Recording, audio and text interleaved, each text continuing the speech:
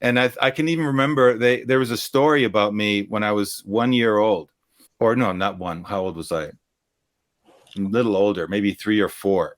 Yeah, and they moved into this house, and they had this.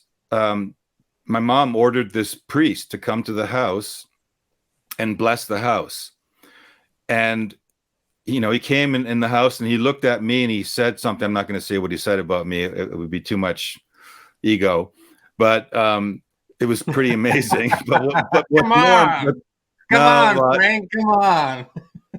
He said I had the aura of Jesus. Okay, so let's get past that. All right. So then he blessed the house, and he left, and then my parents had a get together. They used to have parties, like we have all these old films. They used to be party animals, right? They used to bring their German expats over, and they would just set up. My dad, he would build a bar. It was like, the movies are incredible. They built this bar. They had like huge spreads. They would make amazing food.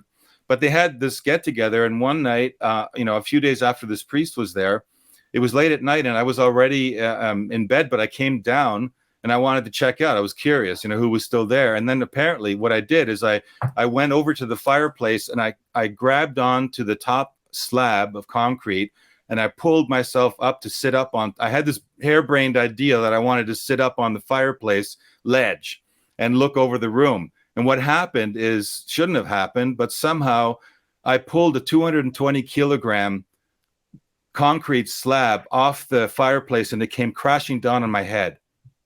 Holy moly. Yeah, 440 pounds, for those who don't know kilograms, right? And my dad said it was the weirdest thing. He said there was like a flash, and the slab snapped in half right over my head.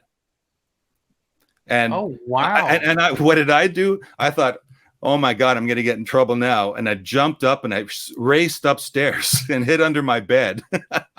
So hold on, you were not injured at all? No, nothing. I got up and raced upstairs, and then my parents chased after me, and I thought, oh, they're going to beat the hell out of me, right? So, but no, they were worried, of course, because they thought I was dead or something happened, like whatever. And I guess there was blood, because I guess it did actually, cut the skin. And then I went to the hospital, and they thought I was going to have a concussion. And I remember being in this sort of sedated state. It was very out of body-ish, and hearing voices, and then they were stitching up and stuff. And then it was all fine. I got back home and nothing. It was totally okay. I should have died.